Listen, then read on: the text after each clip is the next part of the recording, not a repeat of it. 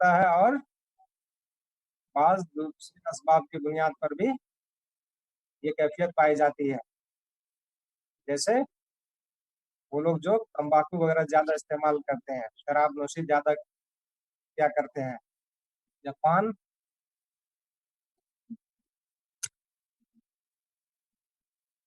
Japan का इस्तेमाल ज्यादा करते हैं, जापान का इस्तेमाल ज्यादा करते हैं, तो ऐसे लोगों में भी एंगुलर स्टोमेटाइटिस यानी मुंह के जो कोने होते हैं दोनों जानिब उसमें सूजन और जख्म पाए जाते हैं। इसके अलावा आयरन डिफिशियंसी एनीमिया की मौजूदगी में भी ये कैफियत पाई जाती है। Riboflavin, nicotinic acid, folic acid, pyridoxine, इन सब की किल्लत या डेफिशिएंसी के नतीजे में भी एंगुलर स्टोमेटाइटिस मिलती है। या कोई बहुत ज्यादा फाका करता है, भूखा रहता है, माल न्यूट्रिशन के नतीजे में भी ये कैफियत पाई जाती है। या फिर वायरल इन्फेक्शन है, जैसे हर्पीज लेबियलिस वगैरह, कैंडिडियासिस, फंगल इन्फेक्शन, इसके नतीजे में भी एंगुलर स्टोमेटाइटिस मिला करती है।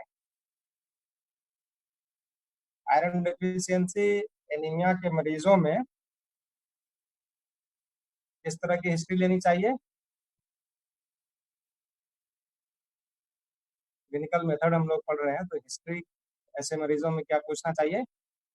History of bleeding from any side, उसके जिस्म से कहीं खून तो नहीं खारिज हो रहा है, हेमेटोमेसिस, मेलिना, गम ब्लीडिंग, ठीक है, या कहीं किसी वजह से इंजरी हुई हो उसके नतीजे में ब्लीडिंग के जरिए से ब्लड का लॉस तो नहीं हुआ है, ये हिस्ट्री में पूछना है। उसी तरह से अगर फीमेल पेशेंट है तो उससे मिनोरेजिया या रिपीटेड प्रेगनेंसी एंड एबॉर्शन के बारे में हिस्ट्री लेंगे, ताकि मर्ज के सही सबब तक पहुंच करके उसका इजाला कर सके। इसी तरह से अगर जोड़ों में दर्द है मरीज को और इसके साथ साथ फखरुद्दम एनीमिया भी है, तो मरीज से एनसेड वगैरह की हिस्ट्री पूछेंगे कि दाफे दर्द, दाफे आलम, अद्वियात का वो इस्तेमाल तो नहीं कर रहा, कहीं उसके नतीजे में गैस्ट्रिक इरोजन या पेप्टिक अल्सर वगैरह हुआ हो और उसमें ब्लड का लॉस हुआ।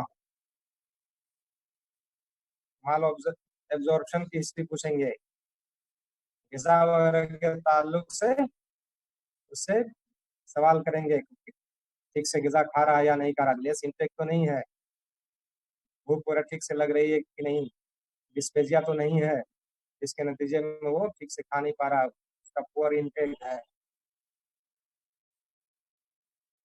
और क्रोनिक इलनेस जैसे मैलेग्नेंसी वगैरह के बारे में भी मरीज से हिस्ट्री में पूछना चाहिए। अब हम लोग इस मर्ज के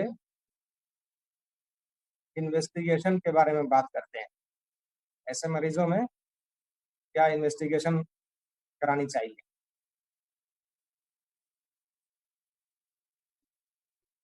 इन्वेस्टिगेशन दो तरह की होती है। एक के जरिए से हम पता लगाते हैं कि ये आयरन डेफिशिएंसी एनीमिया ही है, कोई एनीमिया की दूसरी वैरायटी नहीं है। और एक इन्वेस्टिगेशन या तफ्तीश वो होती है जिसके जरिए से हम फखरुद्दम के सबब का पता लगाते हैं।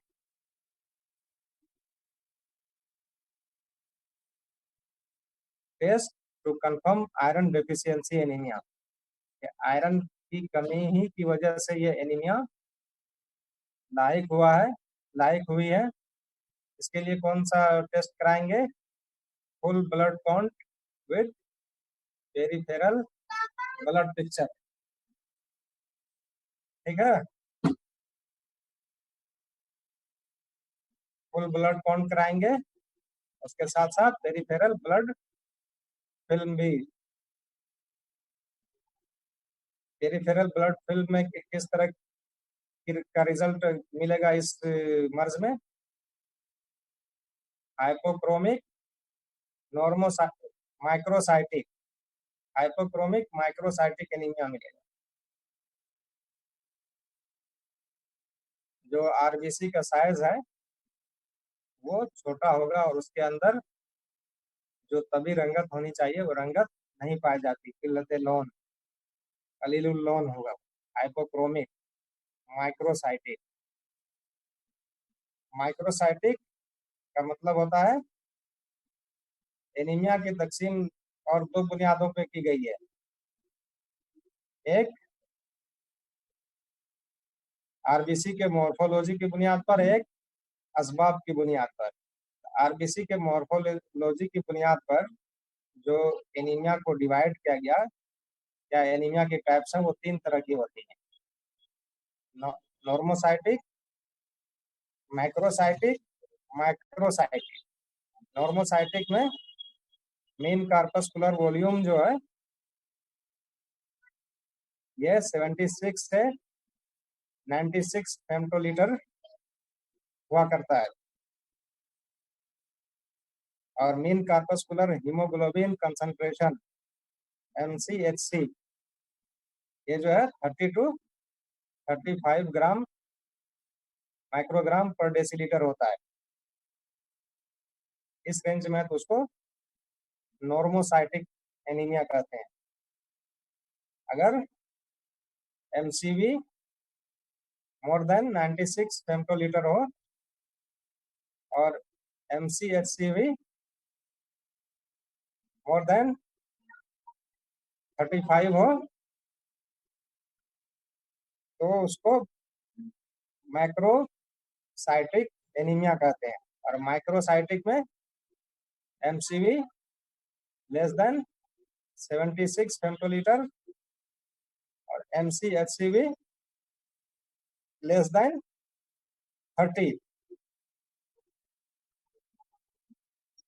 तो इसमें आयरन डेफिशिएंसी में माइक्रोसाइटिक हाइपोक्रोमिक मिलेगा। अगर कोई इन्फेक्शन नहीं है तो WBC वगैरह नॉर्मल होंगे। हीमोग्लोबिन की मिकदार कम होगी, हीमोग्लोबिन लेवल कम होगी।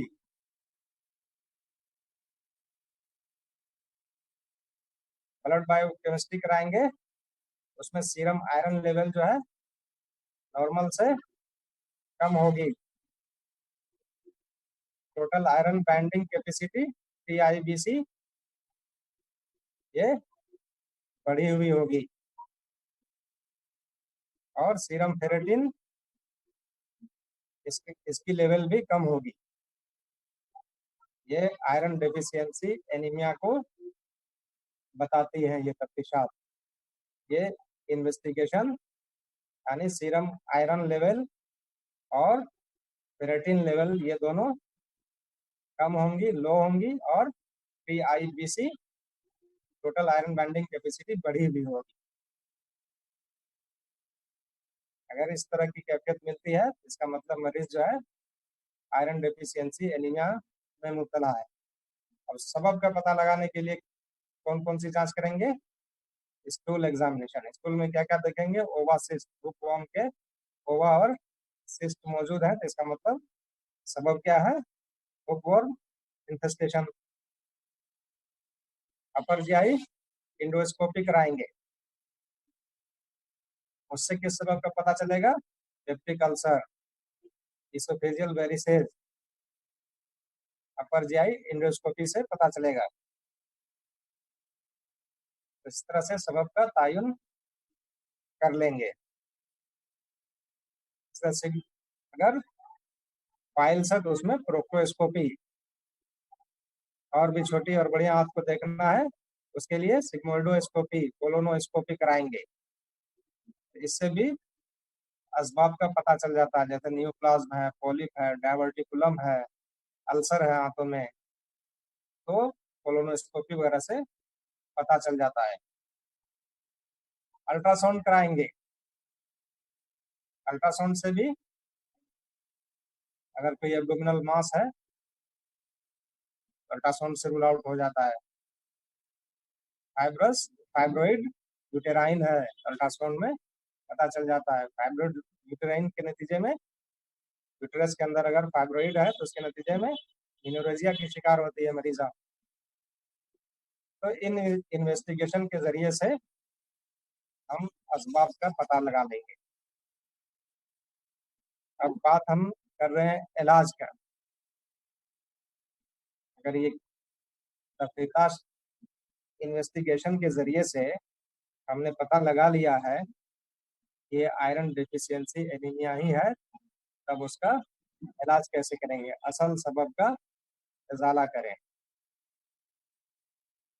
ऑफ द काज, जो सबब है उसको दूर करेंगे। जैसे अगर पेप्टिक अल्सर है तो पेप्टिक अल्सर का इलाज करेंगे, ब्लीडिंग को रोकेंगे, और जो करहा वहाँ पे है इंदमाल करहा के लिए अदविया का इस्तेमाल करेंगे। ये सबब दूर हो जाएगा, एनीमिया भी खत्म हो जाएगी। ठीक है। इसी तरह ये डेली रिक्वायरमेंट ऑफ आयरन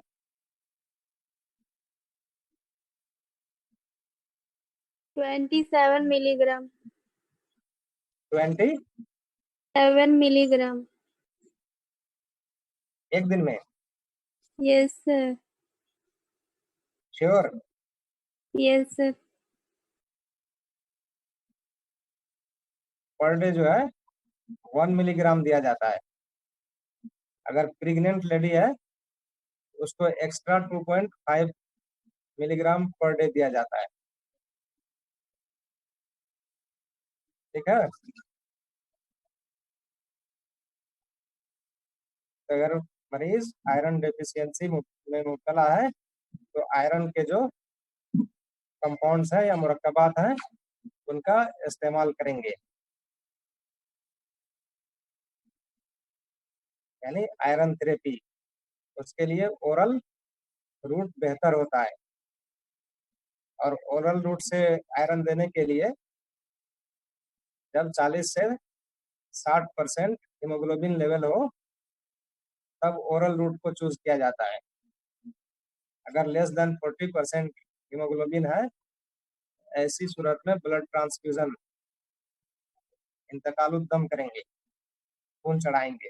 और खून में क्या चढ़ाएंगे? Packed red cells, all blood नहीं, पैक्ड रेड सेल्स देंगे। ठीक है। ओरल देने के लिए फेरस सल्फेट 200 मिलीग्राम 8 आवरली देते हैं, या फेरस ग्लूकोनेट या फेरस फ्यूमारेट, ये जो है 300 मिलीग्राम 12 आवरली देते हैं।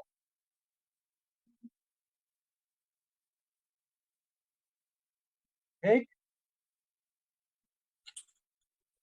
एक यूनिट ब्लड से हीमोग्लोबिन की कितनी मिकदार बढ़ती है? हेलो, एक unit yes sir packed red cell transfuse करेंगे तो उससे हीमोग्लोबिन कितना बढ़ेगा?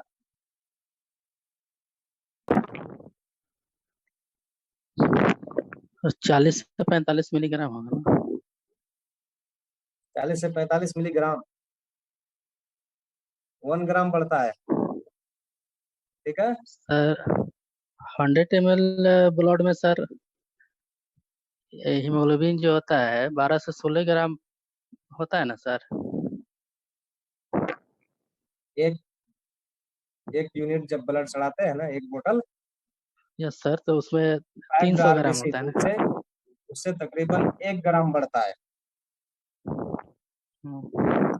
उससे हीमोग्लोबिन लेवल जो है तकरीबन 1 ग्राम तक बढ़ता है। एनीमिया के ताल्लुक से आज मैं एक चीज और बता देना चाह रहा हूँ, लग रहा अभी मेरे पास टाइम है। हाथ के एग्जामिनेशन से भी एनीमिया के मुख्तलिफ असबाब का पता लगा सकते हैं। एग्जामिनेशन ऑफ हैंड, जैसे हाथ का मुआयना किए, पाम और नेल्स देखेंगे तो वो पेल होगा, इसका मतलब मरीज जो है एनीमिया में मुब्तला है। इस तरह से नाखून अगर स्पून शेप्ड कॉन्केव है तो मरीज आयरन डेफिशिएंसी का मरीज है, आयरन डेफिशिएंसी एनीमिया का पेशेंट है।